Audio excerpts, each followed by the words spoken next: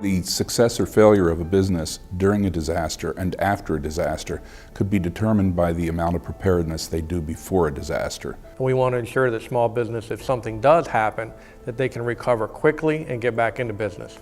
The most important thing is preparedness, and I can't overstate that enough, is that an ounce of preparedness is a pound of recovery.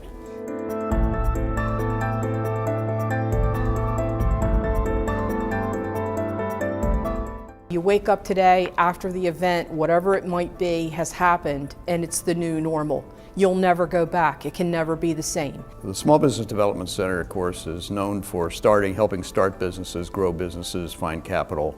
But what we've learned in the last few years is there are things that can take a business flat down, and they won't recover. And that's whether it's a storm, a fire. It's imperative that we have some sort of plan to recover our business.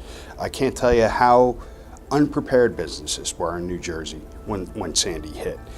Just the simple thing of taking inventory of what you have in your business. The people in charge of the business need to have their home prepared so they can focus on preparing that business, whether it's physically or making plans for staffing during the emergency. Preparedness means having backups to computer systems and not on site. And most importantly, communicating with your insurance company prior to a storm and understanding what your coverages are. Businesses also need to have a communications plan.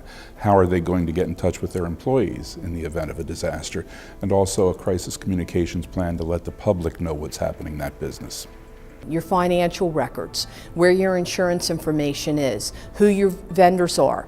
Do you know where the titles to your vehicles are?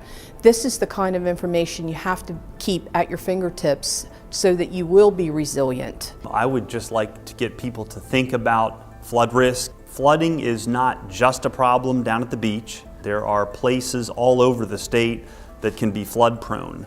There are plenty of resources out there that they can use. DNREC at the state level has a lot of information about Delaware's flood risk, and FEMA, obviously being the federal agency that does floodplain mapping nationally and runs the flood insurance program, has a tremendous amount of information that any business owner would probably find useful if they had a concern about flood risk.